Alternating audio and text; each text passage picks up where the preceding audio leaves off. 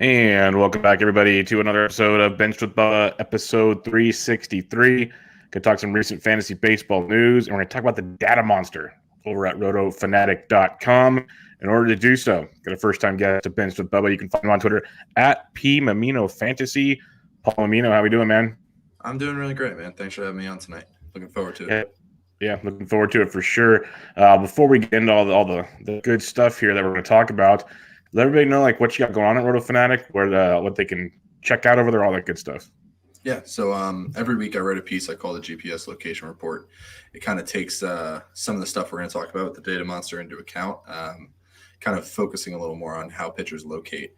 And I usually take a single pitcher and kind of break them down. Last week I talked about Brady Singer. 2 weeks ago I talked about Zach Plesac, or a few weeks ago. And I think tomorrow I'm going to try to talk a little bit about JT Brubaker from the Pirates. One of the things that I've kind of seen from him so far is that he's actually locating really well for whiffs. And the stuff might not necessarily be as good as some of these other guys, but it might allow him to still generate a good amount of swings and misses. Nice. Looking forward to that. Looking forward to how we can learn with the Data Monster on all that good stuff. So we'll get into that. One thing you guys did over the weekend is you released 2021 data into the Data Monster, so that'll be fun as well.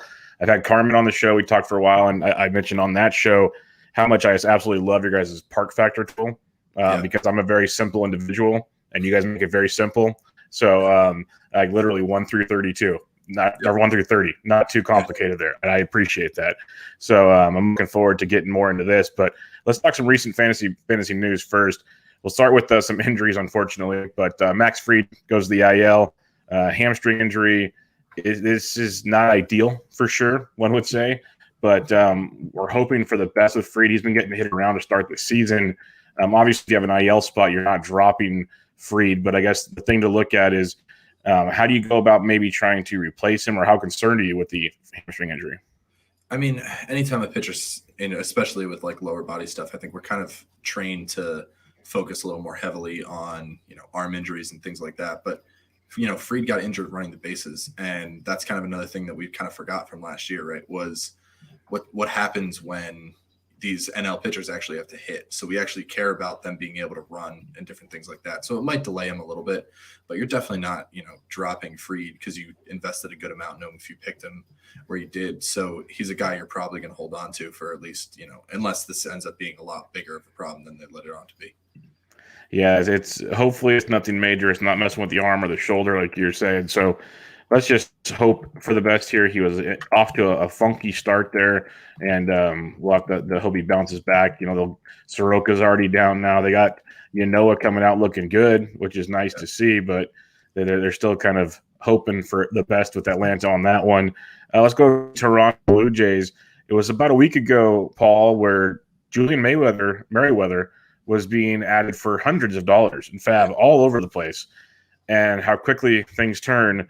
He leaves with what we thought last night was a hamstring injury. Reports come out Wednesday. It's potentially worse than that because it looks like it's going to be a left oblique strain. Oblique strains terrify me, Paul. Just terrify me for so many reasons.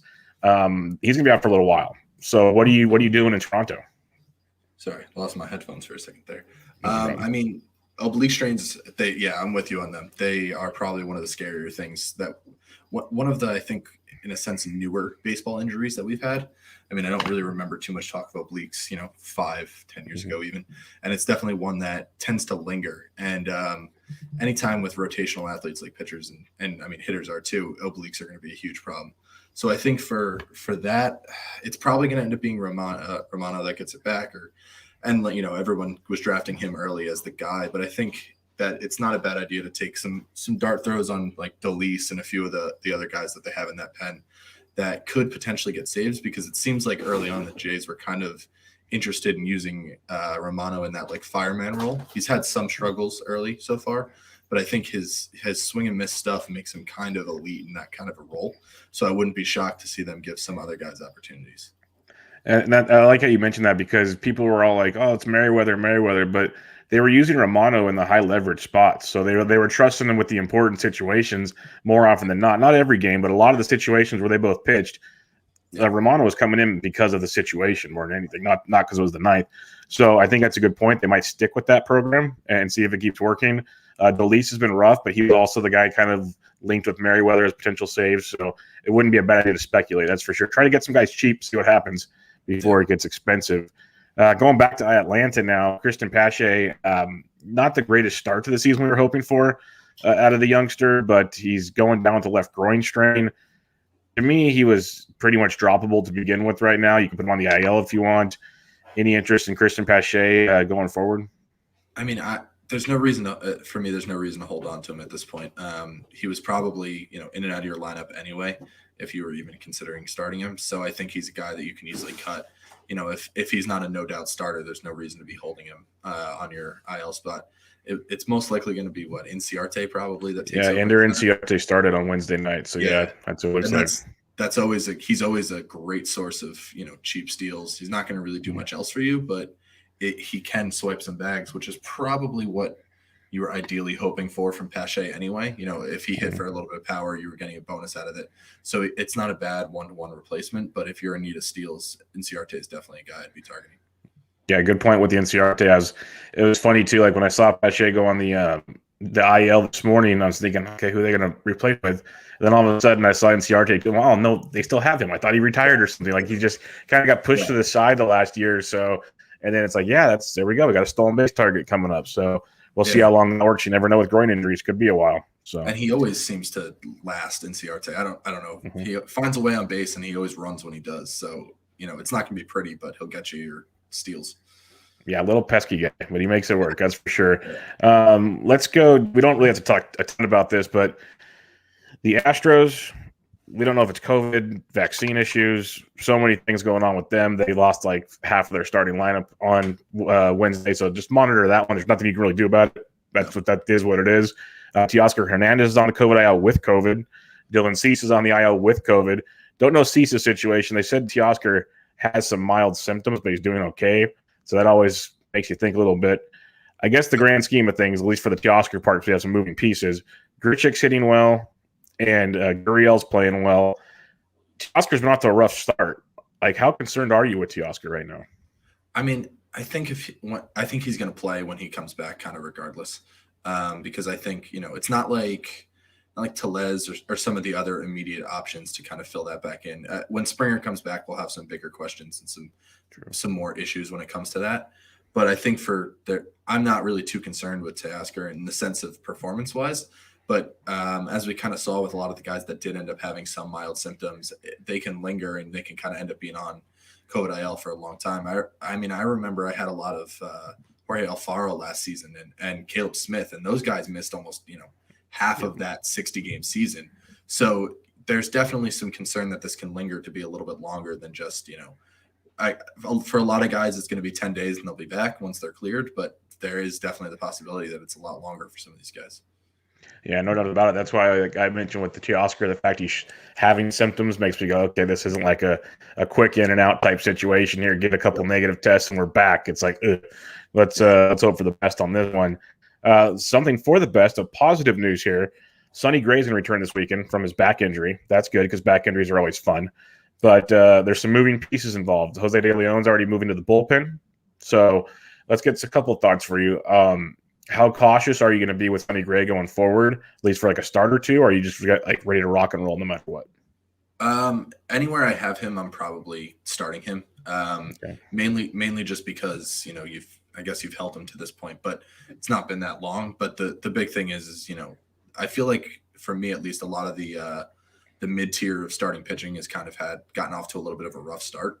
So I think, Gray, and it was kind of the same approach I took with Zach Gallen, kind of knowing he might only get 60 to 80 pitches, but it's going to be a pretty good 60 to 80 pitches rather than starting, you might not get a win out of it, but it might get you, 6-7 strikeouts in 4 innings, something like that. So I think I'm still going to kind of ride with Gray early on in the season because he was a target I had early on in draft season, and it kind of started to fade him as it looked like that it might be a little bit of a late start for him, but definitely going to start him. Now, the fun part of this is with De Leon going back to the bullpen, they already have TJ Antone, who's kind of been the long man, but they're stretching him out. It feels like just the way he pitched in San Francisco the other night where they let him go into his 4th inning just to kind of get his pitches to 60. They're trying to just get him stretched out without sending him down to the alt site. That's what it feels like. Now, with De Leon, he started in 2 games, 9 strikeouts in both games, but lots of walks, lots of hard contact. maybe going one time through the rotation for 3 innings, 2 to 3 innings is good. Are you intrigued to keep, like, are you just keeping an eye on De Leon? Are you interested in rostering him in deep leagues? What's your take on what you've seen so far? I think that if there was with a team like the Reds where they have a pretty solid rotation, they have some guys that can go deep into games. I'm a little more interested in a guy like De Leon or even Antone if he's not in the rotation, if they're part of maybe a team like the Rays where there's a better chance that they start kind of piggybacking those guys and those guys end up being in line for wins. But if those guys are pitching, the 6th to 8th innings in most leagues, they're not going to have a ton of value. If they're going to pitch, if they're going to come in the 4th and they have a chance to kind of steal a cheap win, then they're definitely guys I'm going to keep an eye on. But until I kind of see that trend, I'm not really sure that I'm too interested in either of them. But I'd probably put Antone above De Leon just because I think there's a better shot he replaces Hoffman in the rotation. Yeah, no, I'm with you on the Antone over Hoffman thing for sure. I think De Leon coming into the year, I kind of had hopes of him being a Peralta type that goes 2 or 3 innings and kind of a swing man type deal. So I'm intrigued to see what the Reds do with him for sure. Let's go to Milwaukee. Their outfield's been battling injuries. Yelich with the back injuries, he hasn't really played this week. Locane leaves with an injury yet again. So it's freeing up time for JBJ and Arcia, which is great.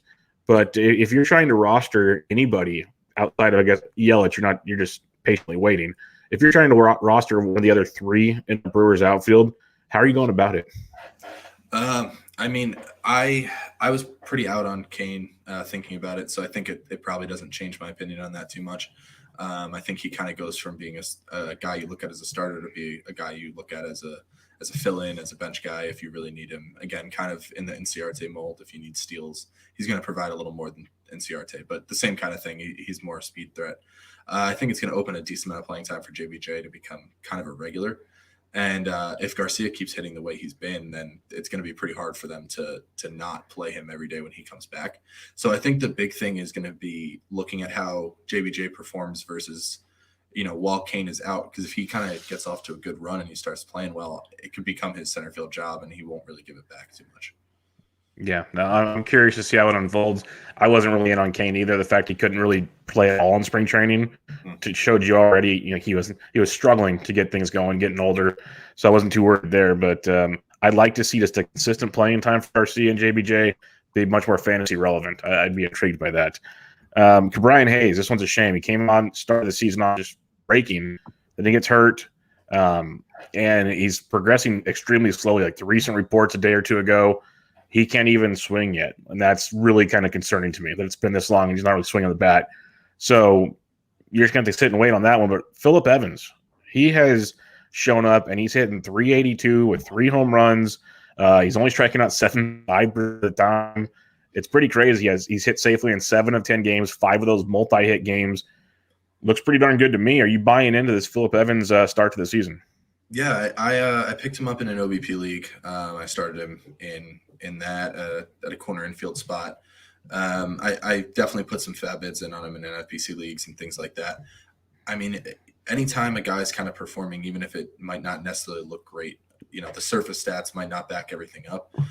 He's hot. He's hitting near the middle of that order. I'm going to kind of take a chance on it and try to even catch lightning in a bottle, especially early on. It didn't really I don't think it took too much to really pick him up.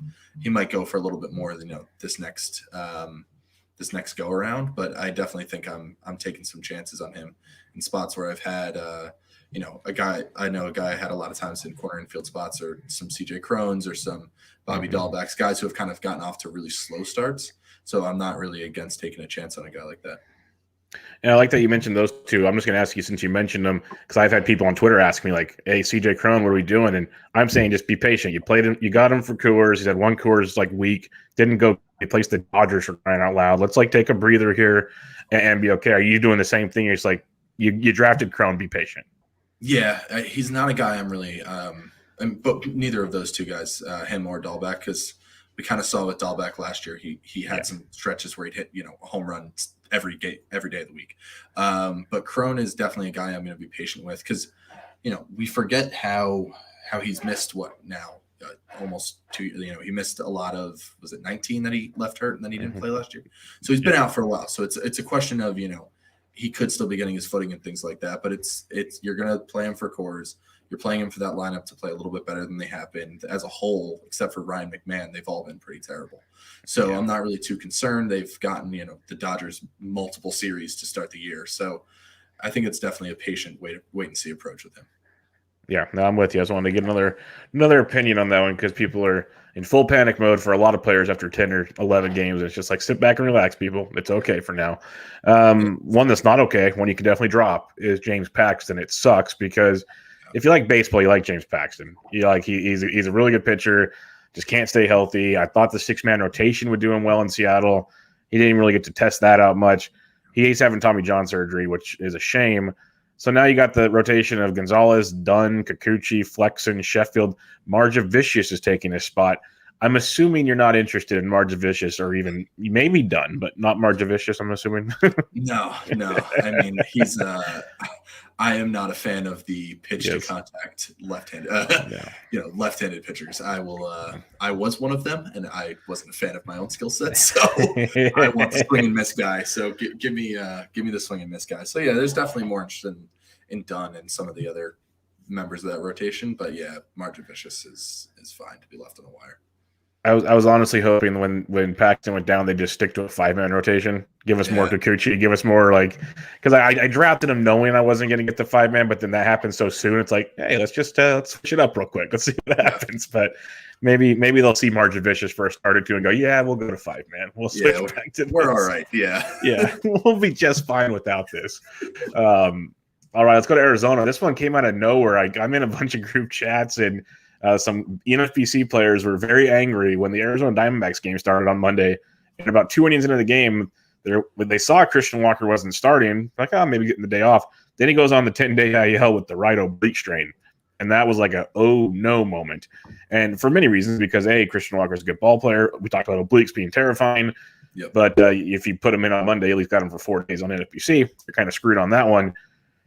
How concerned are you? We talked about obliques being kind of concerned, and then you're probably not going to play Asdrubal Cabrera. There's Mathiasen that they've been switching in and out of there. I don't think there's a great replacement unless maybe Pavin Smith if you're interested.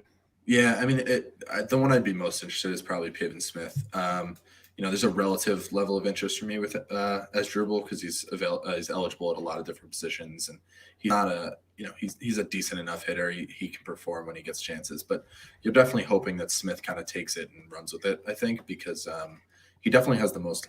I guess potential is the best word to look at it. He has the most fantasy potential in a sense. And I think he doesn't quite have, Walker's power upside, but it's probably a similar overall skill set. He's not going to run. He's going to hit for a decent enough average and probably not have the, 30 home run power that Walker has, more like the 20 to 25 range. Yeah, no, I was interested in Pavin Smith and deeper best balls and draft champions this offseason. So it's like now we get to see if what I think I saw was worth it or not. So I'm not running to grab him. If you're in a deep league, and we mentioned Phillip Evans, if you need corner infield, I don't hate it if they're gonna run him out here. Keep an eye on it though, because it's been a rotating circle over there. They haven't really stuck to one guy just yet. So it's kind of like the Tyler Naquin situation. Do you grab him and then he doesn't play anymore? Well, that kind of stinks. So just keep an eye on that before you go and pull the trigger on Sunday. This one stinks. It seems like the whole reusable tweet type situation here. Byron Buxton out with an injury. This stinks in so many ways because he's crushing for power, still a little bit of speed, but he's almost. I compare him to Willie Mays in Major League 2, where he shows up, just wants to hit bombs, not run anymore. Hamstring injury, didn't play in either game of the doubleheader on Wednesday. They haven't put him on the IL, so that leaves me with a little confidence. They don't think it's that bad. Same time, it's a hamstring injury for a guy who wants to steal bases. So what's your take on this situation right now? I mean, again, he's another guy you're not cutting. You have him. You're going to wait and see what happens. It's definitely concerning because, going back to last year, he didn't really run it all last year either. So this might be kind of the beginning of the end of hoping that he's that, 20-20, 30-30 guy that everyone, once dreamed that he could be. I definitely think that they've had a lot of outfield injuries so far, the Twins. They've been kind of beat up in that spot by quite a few different guys getting hurt and different things like that. So it wouldn't shock me to see them not put him on the IL and see if, a couple days off helps him out.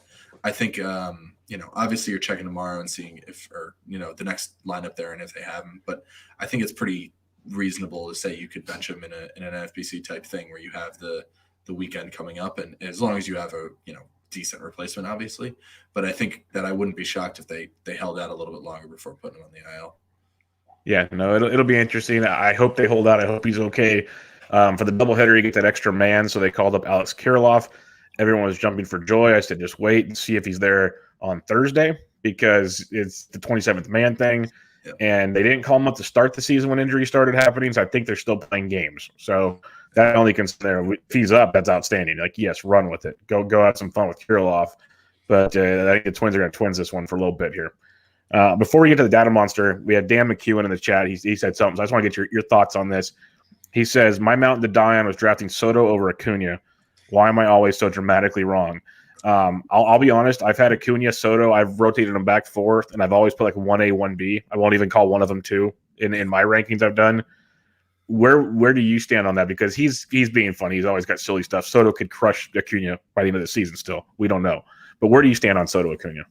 I would be pro Acuna because I like to have that base of steals. Especially if I'm picking at 1, it's a little bit harder to fill a decent number of steals on the turn at 2-3 there. So I would prefer Acuna just because he is gonna run a little bit more. But I mean, if he keeps hitting home runs, he can't steal bases. But but I'm not really. I think for the most part, it's really all about the stolen base thing for me. But you can't, like you said, it's 1A, 1B. You can't really go wrong. It's just how you prefer to build your team kind of going forward. Yes. Acuna goes deep twice on Wednesday. Soto has like 2 or 3 hits and drives in a few runs. Like, these guys are just ridiculous. That's the bottom line of the whole situation. And they're young, and we're going to get to enjoy them for a long time, hopefully. So it's going to be, I think it's the debate I could ask on podcasts down the road every offseason. Who do you have number 1, Acuna or Soto? And it might be the same story every time. Yep, so every single time. That'll be a lot of fun. But all right, Paul, let's get into the Data Monster. This is a ton of fun. You got a ton of cool tools over at Roto Fanatic. We'll kind of start with the basics, and you can kind of steer this where you will. When I hear things that trigger me, I'll write them down. I'll ask you questions on them just to keep things going. But it's like you have pitching leaders, you have hitting leaders.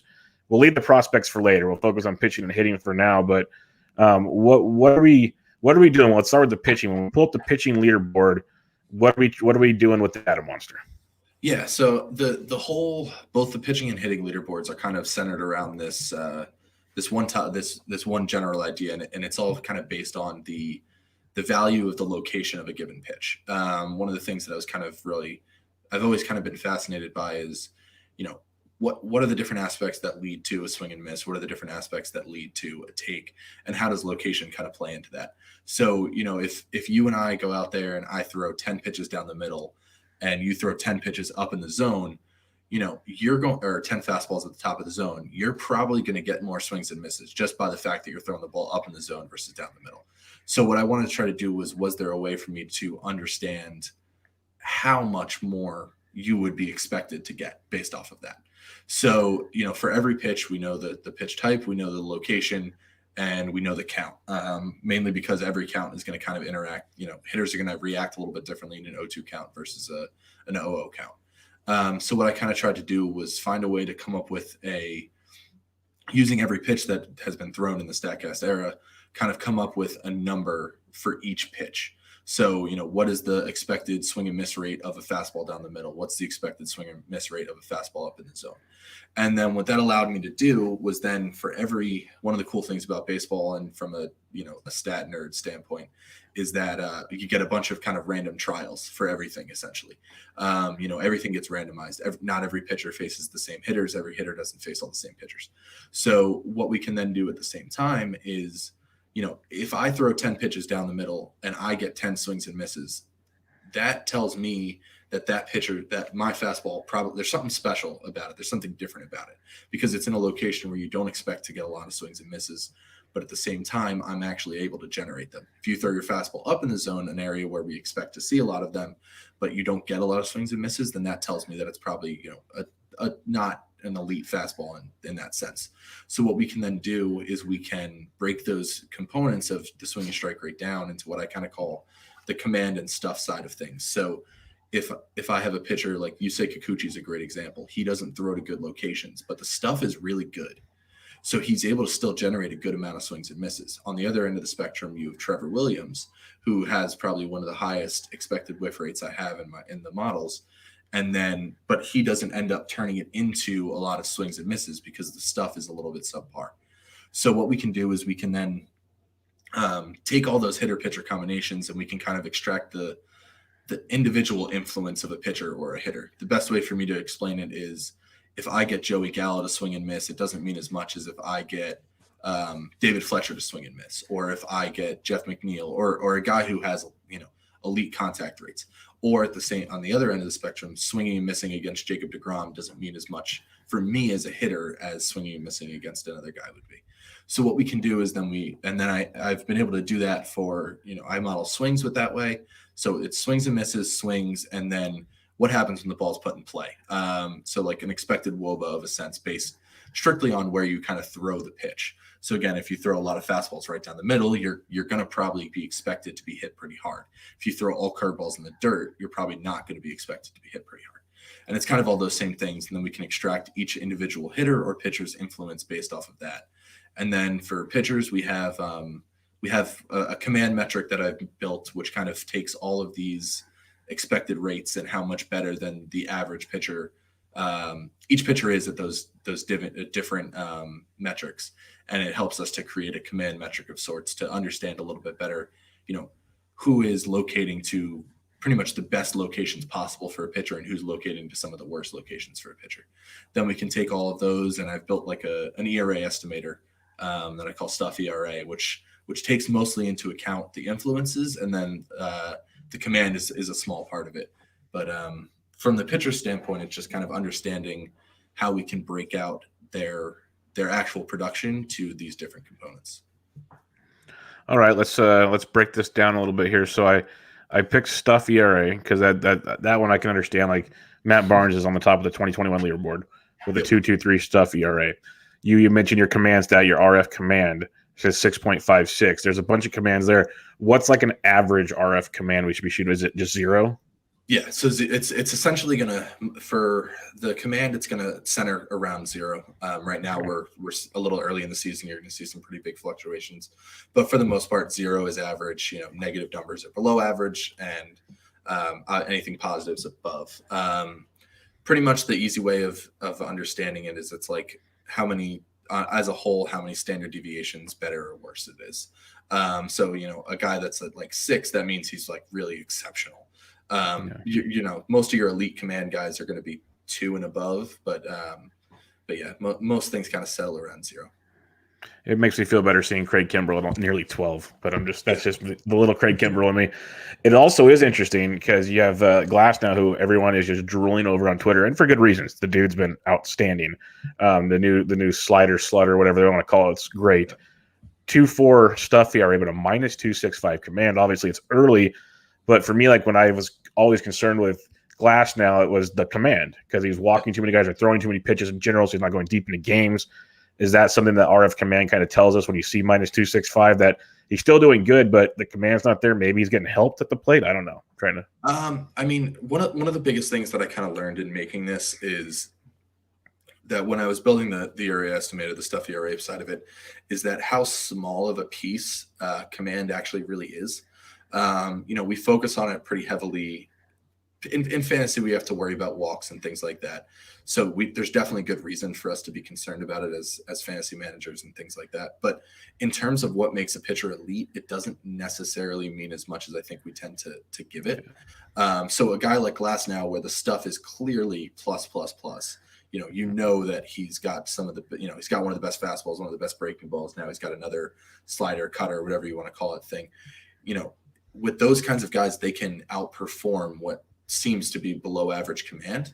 If you have a guy like, if you're Trevor Williams and you don't have elite stuff, or if you're just a guy in general who doesn't have elite stuff and your command starts to lag, that's when I'm a little bit more concerned. There's definitely going to be some run up where Glasnow's walk rates will probably climb and they'll probably be, around where he usually is. But one of the things that I've also learned with this is how to that we can separate command and walks and how they don't necessarily correlate all that well. One of the prime examples I have is in previous years, Zach Gallen's a guy who he has higher walk rates than you would expect, but he performs pretty well with command. Corbin Burns was another example of this last year where he was kind of like average. He was a little bit above average in command in my metrics, but he had a high walk rate and things like that. Both of those guys are guys that if you look at where they locate, they're attacking the corners pretty often.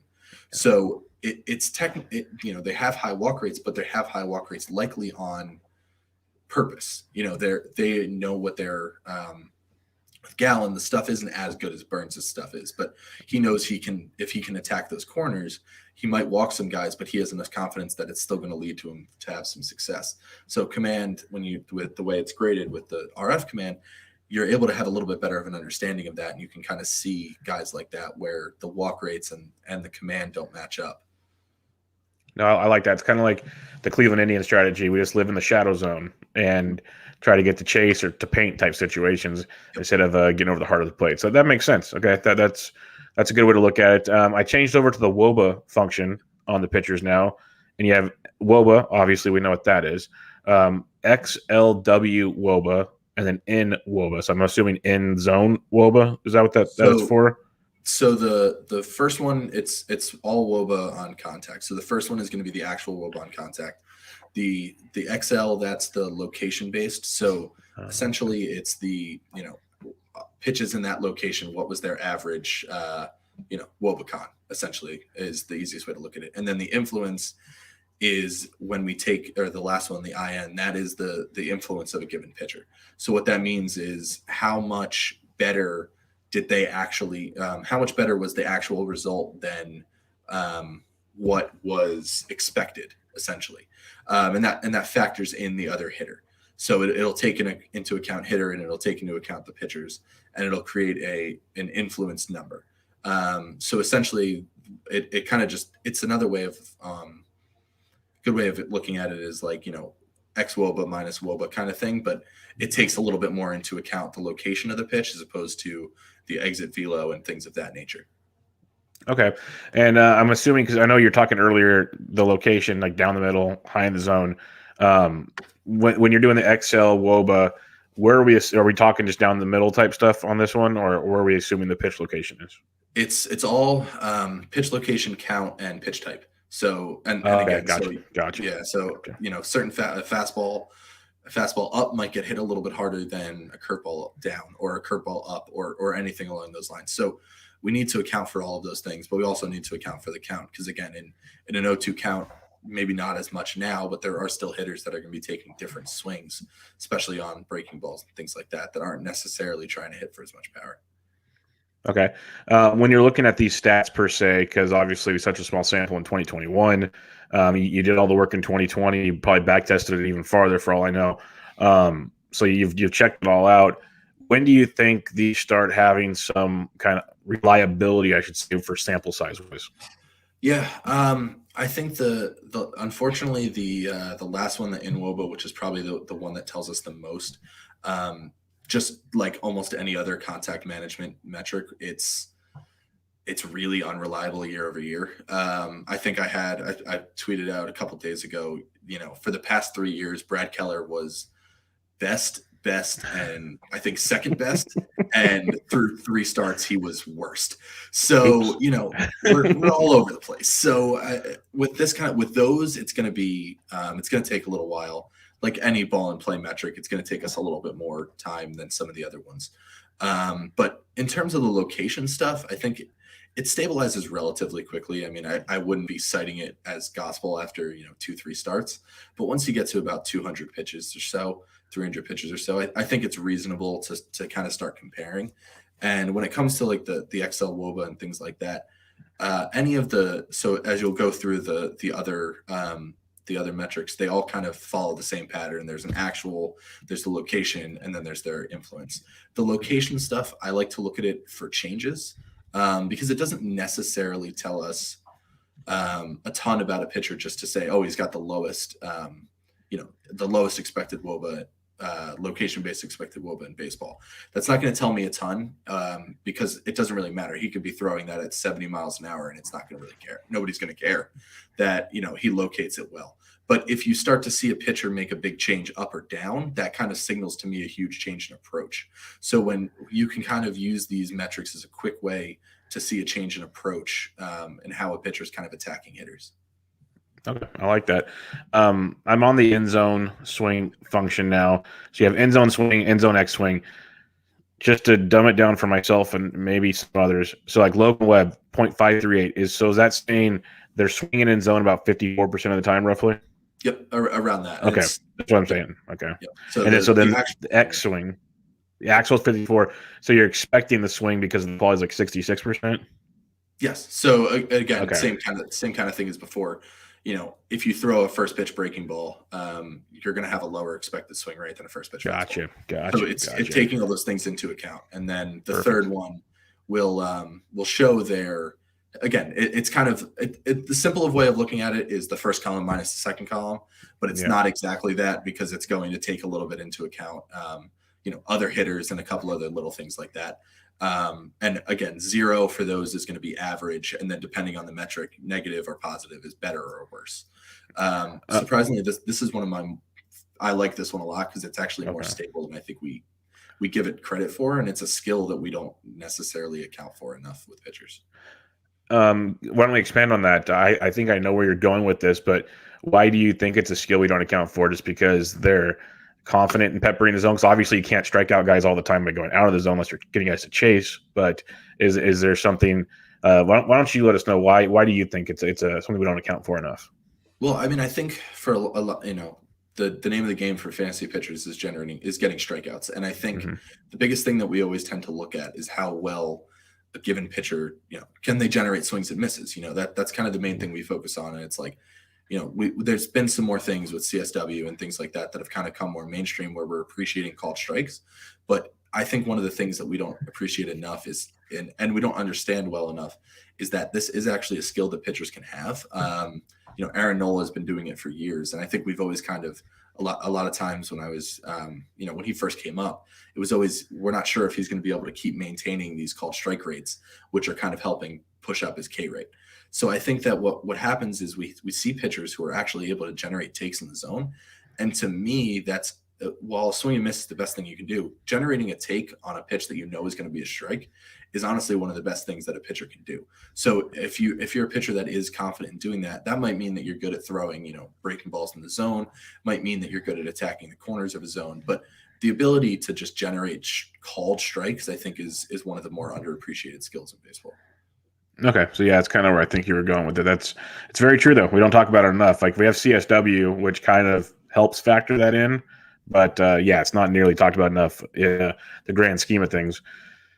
You said this one's the one you like the most, or you think it has the most like quick steadiness to be helpful.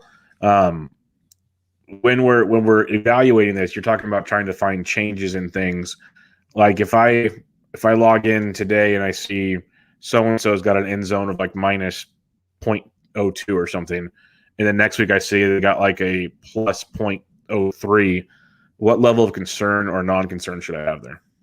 I mean, we're early, so we're going to see a lot of pretty big fluctuations. But the big thing that I like to look at, and one of the things that you can do with it is you can go back and we have this information going back to 2015. So if you see a given pitcher, so like for me, if I look and it's like, oh wow, he's generating a lot of called strikes. This is new. Why is this happening? And I go in there and I see the end zone X swing has kind of dropped about 5%, right? So maybe it was around 70, now it's around 65.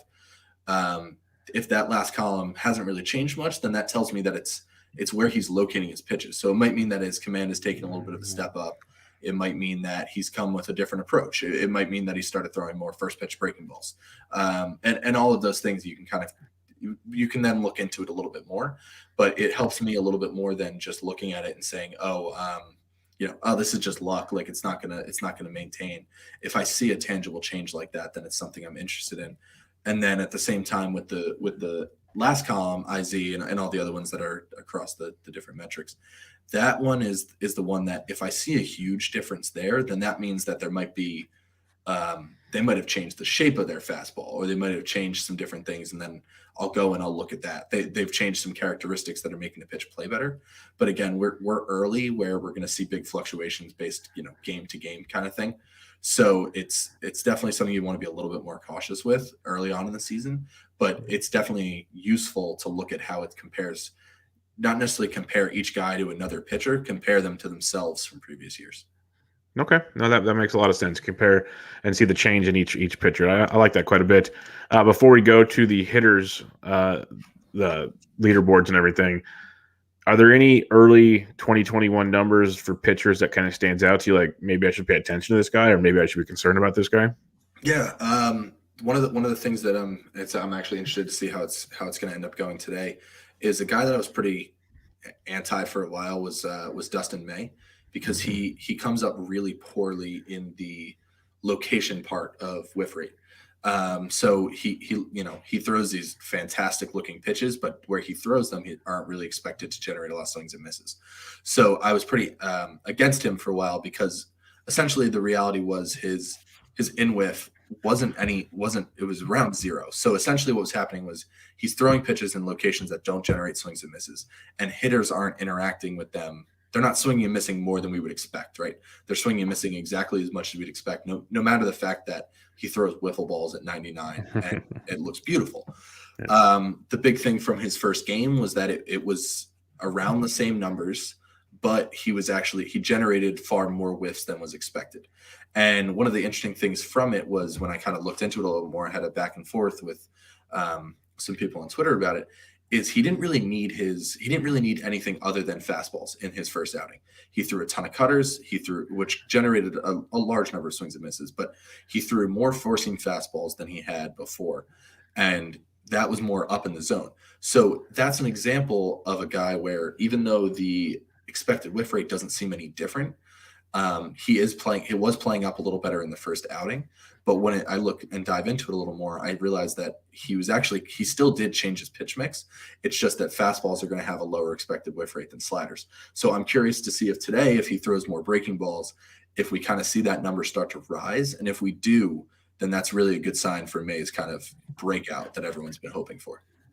Interesting. That's what I was curious, because I saw you tweeting about it. I'm like, well, I can't wait to hear what he has to say on that one on the show, because May's a guy that I have said all draft season that I love watching him. It's fun when everyone makes a GIF of him. Like, his stuff is fun. It's awesome. It's great. Yeah. He just doesn't strike anybody out, because in my mind, when I used to play ball and there's just the guy that's nasty, you're either jumping on the fastball, or if you see any kind of spin, you're just going to let it go and see what happens, because there's so much movement on his pitch. Most of the time it's out of the zone somewhere or whatever, and if he makes you look foolish, he makes you look foolish, but I'll let him locate it instead of me falling on my knee or something. But I think that's what a lot of pro hitters were doing. They're seeing like the different grip or something, because they're way better at it than I am, and there's like, you know what? Go get him, kid. Like, I don't know what to tell you. But yeah, no, the stuff's fun to watch. But if he does start throwing four-seam fastballs up in the zone, which he did in spring training, then you're going to see a difference. Because I mean, sinker ballers like he is, it doesn't matter how hard you throw sinkers; they don't generate swings and misses. Like we had Blake Trinan did for a while, but his was a splitter pretty much that he threw it 100. So it's just the pitch type, I think. And again, you have a lot of pro hitters that are just not going to swing at something that's moving that much, because they kind of know, and they're going to make him throw them strikes, and then they're going to kind of jump on it. And from a fantasy standpoint, he might be a great real life pitcher doing that, but from a fantasy standpoint, the upside is capped. Yeah, exactly. Like he was putting 4 to 5 really good innings out there. But you said it a while back. He's not striking guys out. He's really not having fantasy relevance to me at all. So it's just tricky. It sucks, but I'll tune in and watch you, and I'll enjoy you that way. But exactly. That's all I can do. Last thing on the pitchers things, I just want to clarify it from my brain here. So, like you said it with May right there, and I think you said it with DeGrom and some others. Obviously, fastballs we're going to expect more, swing and miss or expected swing and misses, so on and so forth. So when you mentioned if he throws more off-speed pitches this start out and there's a change, that's something that you should look forward to. When you're kind of when you just do a general search on the deal, you see your name up and this guy's a head fastball pitcher, you kind of just like, we'll just kind of wait and see, and you write it off? Or are you like specifically looking for like off-speed guys that check the box type thing, if that made sense? Yeah, no, I mean, for what you'll see is guys that probably throw more off-speed pitches are going to show up higher in the expected numbers. They're going to show up a little bit better, just because again, we're going to expect more swings and more swings and misses on breaking balls than fastballs. Worse contact on those same pitches. You're going to get more takes in the zone. So as a whole, you'll see those guys and the expected rates kind of show up a little bit higher. The guys that the main thing that I like to look for if I'll first go in is I like to look at who's high on the in whiff side of things, the whiff influence, because that's pretty much the guys who are creating the most swings and misses. And again, as a pitcher, swings and misses, takes in the zone. Those are the two things that I like to look at the most, because once a ball's put in play, we really don't have as much control over it as a pitcher. So if you can generate either a take or you can get a swing and miss, then you're doing something right. So what you're going to see is some of those guys, if they do have elite fastballs, they carry their fastball really well and they're able to generate a lot of swings and misses. They're going to show up really well on that list. But you'll also see some of those guys where if you see a change year over year and you see a big jump, like a guy that made a big jump from 19 to 20 was Zach Plesac. He made a big jump from, I think he had like around a 10 expected whiff rate, which is, around a 10 expected swing and strike rate in 19. And then it went up to 11 or 12 in 2020. And that coincided with a huge pitch mix change for him. So as he started, mixing his pitches better, he also started locating his slider really well. And if you look at like his slider heat maps, you'll see it's, in the bottom corner of the zone. That's a spot where you're going to get a lot of swings and misses if you keep throwing your slider there. So when I see big changes like that, I'll usually see if it's tied to a pitch mix of some sort change. And if it is, then that's a big positive for a guy. Gotcha. That makes more sense. And lastly, like the in-whiff leaderboard so far, Iglesias, DeGrom, Chapman, Bieber, Rogers, Burns, Glasnow, that checks the boxes. So yeah, that definitely checks the boxes there. Let's go to the hitting side of things now. And a lot of the same metrics, obviously, but they're going to be a little different for the hitter. Let's just start with the basics here. When you're talking about the whiff, X-whiffs, N-whiffs, if we're talking about whiff in general, it's like Cronenworth and Madrigal lead the way because heavy contact guys makes sense. What are we trying to look at when we look at just hitters in general? I think that with this, I think there's a little more we know the guys that swing and miss a lot. The Keston Hiras, we know the guys that make a lot of contact, the guys you said, Madrigal and those guys. I think the big thing to look at here, for me at least, is so if I go in and I look and I go to a player's Fangraph page and I see, oh man, he's swinging and missing a lot more this year than he did in any year before. So I'll go to Data Monster. I'll look up what's going on with him.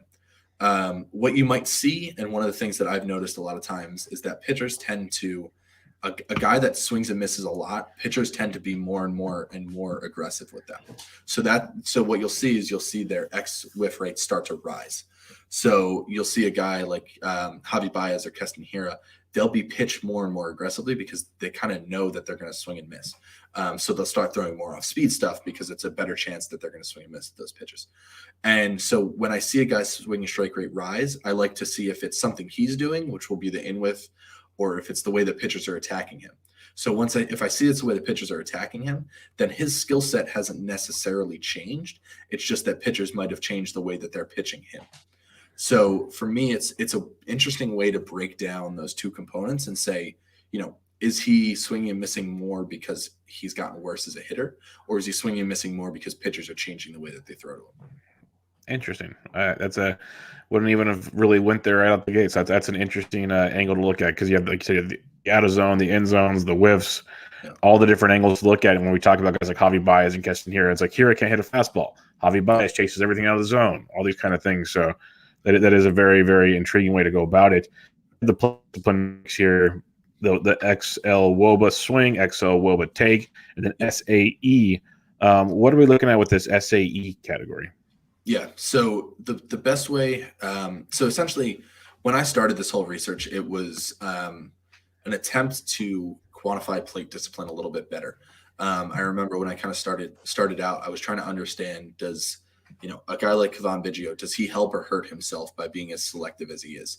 Or guys like that who are hyper selective and they choose to swing at, only very specific pitches. Are they are they actually, do they have elite plate discipline because they walk a ton, or are they just so selective that they're actually actively hurting themselves? So that was kind of the basis on how this whole stuff started. So SAE is my attempt at like a plate discipline metric. And what I'll do with it is I know the location-based WOBA of every pitch, again, the XL WOBA.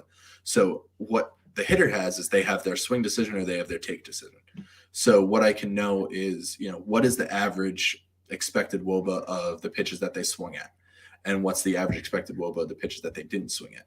Because, from traditional plate discipline standpoint, we say swing in zone versus swing out of zone. We take swing rates in zone minus swing rates out of zone, and that's kind of where we go. But again, you're going to get docked if I throw a first pitch breaking ball and I dot the outside corner and you didn't swing at that. Yeah, it was in the zone, so it looks worse for your plate discipline in that sense. But that's a pitch that you can't really do too much damage with. So what the idea of SAE is how much better is the pitch that they choose to swing at than the pitches that they don't choose to swing at. So, 120 means that they swung at pitches that were 20% better than the pitches they didn't swing at. So you'll see that, everybody will be mostly around above 100 by the end of the season. You'll have some guys on the other end that are like early on that are swinging at worse pitches than they're taking. But for the most part, you'll see guys kind of settle in the 100 to about 113, 114 range.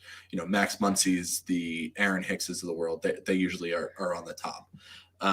But what you'll see is you'll see some guys that I remember when I went and started talking about this on Twitter, I had a question about, Rhys Hoskins, because Rhys Hoskins, by all traditional plate discipline metrics, does great.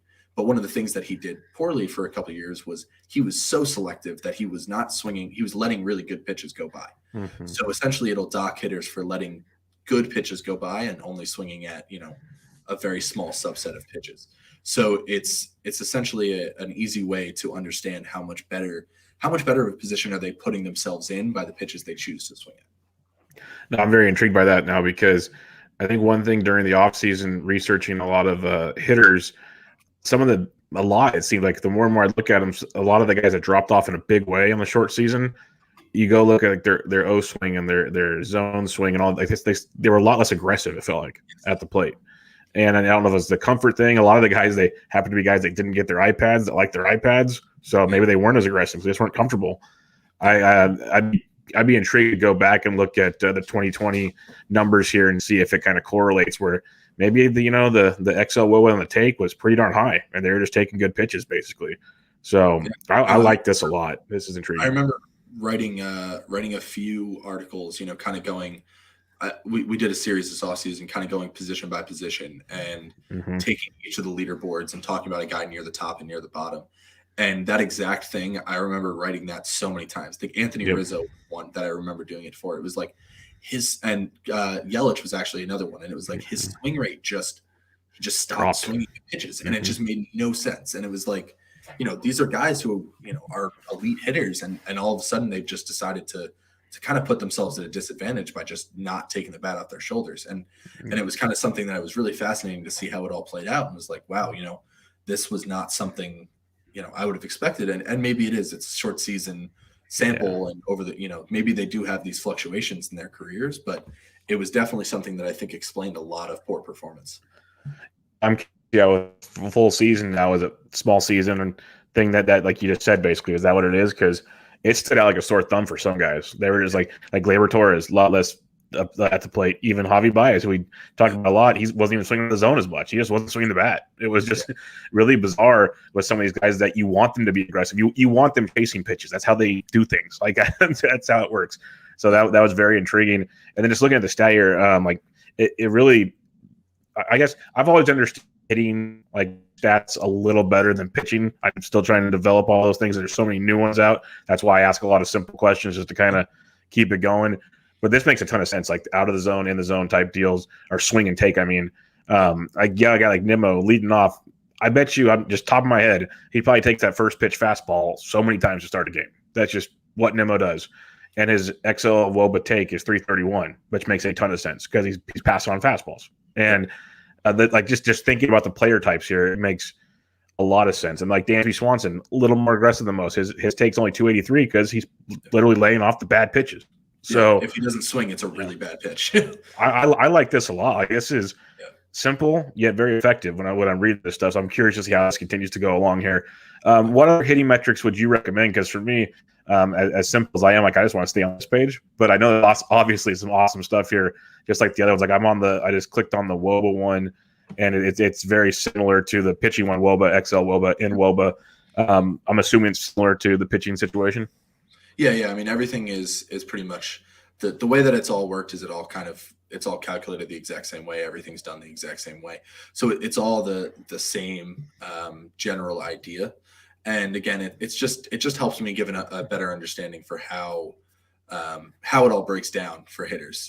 Are they, you might have a guy that anecdotally we think he only crushes fastballs down the middle. Well, we can look at that and we can see, because what you'll see is his in-WOBA probably won't be as high as somebody else, even if they have similar, actual WOBAs, because what it'll say is that, more of the pitch location is why he's able to do so much damage versus his own skill set. So it just kind of helps you to piece out the skill set versus kind of where they're getting essentially luck and based on where pitches are located for them and things like that. And at the same time, it also helps you understand how they're being attacked as a hitter. Guys with lower expected WOBAs, lower XL WOBAs are probably going to be seeing more off-speed pitches, are going to be pitched a little more carefully. You'll see guys, if you sort by it on the high side, you'll see a lot of kind of, Nicky Lopez was a guy that was up there often in previous seasons, like guys that don't pack a lot of punch because pitchers fastballs. They're just going right after it. They're just going to throw a fastball and you're not going to hit it. So it helps you kind of understand from a pitcher's approach standpoint. And it might say, hey, this guy, they seem to pitch him pretty carefully by this. Maybe he's a little bit better of a player than everybody thinks. The surface stats are telling us he might be a better hitter, or pitchers might be a little more scared of him than we kind of think. Well, and it makes sense. Like the top 5 guys, Buxton, Martinez, Otani, Trout, Mercedes, and even Acuna go 6 deep. They're all crushing baseballs. Their WOBAs are like 556 plus, but the XL WOBAs, they're like, you have a big gap in between the two. But yet their in WOBAs are still some of the top on the chart. So I guess what you're trying to say is that they're getting pitched around, or maybe more off-speed pitches, I'm assuming, but they're still pretty much crushing the baseball.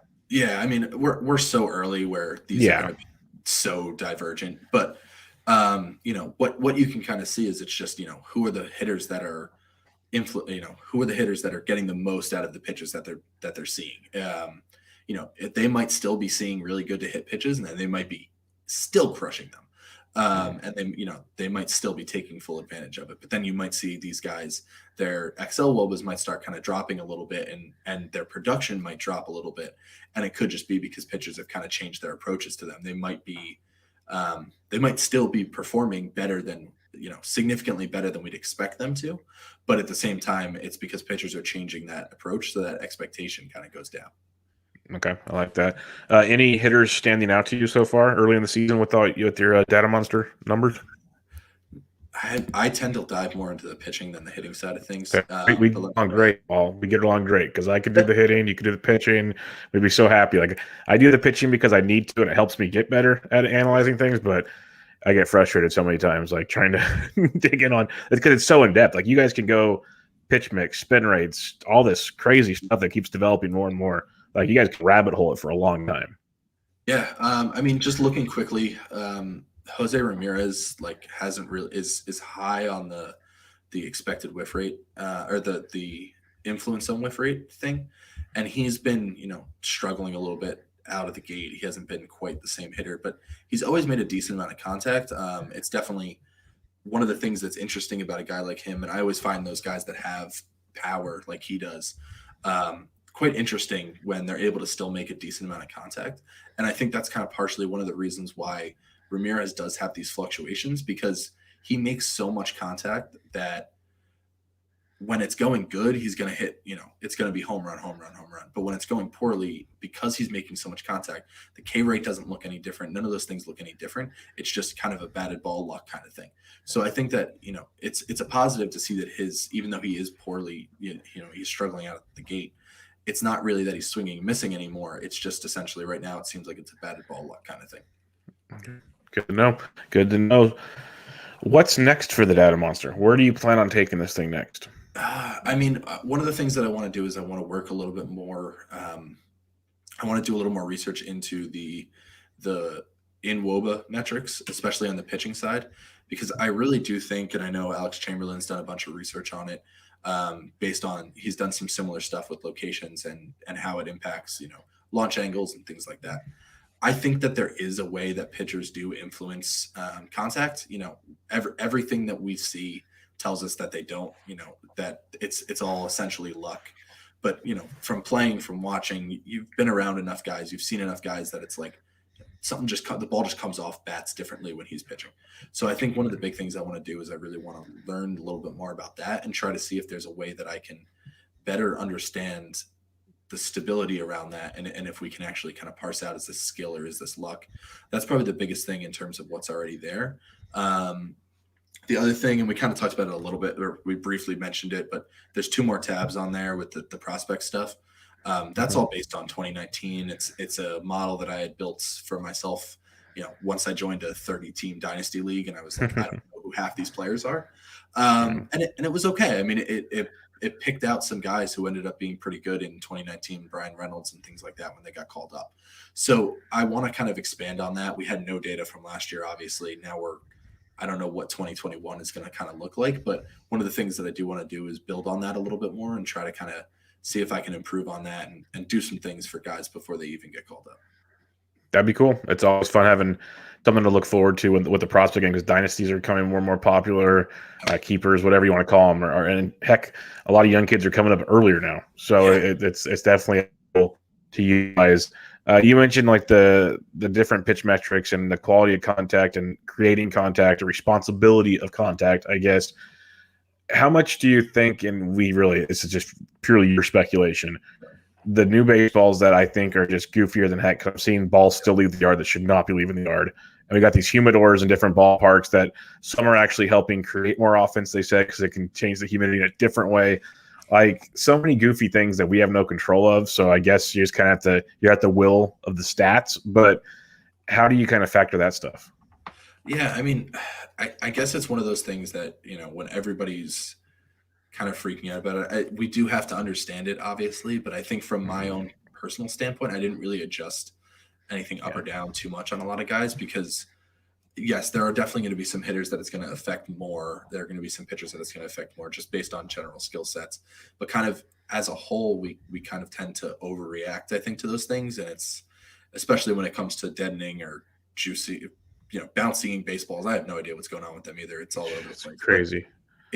I think we tend to, as a fantasy baseball industry, kind of overreact to that stuff a little bit, and we understand that there are players that it's going to impact more, but at the same time, we push those guys down too much.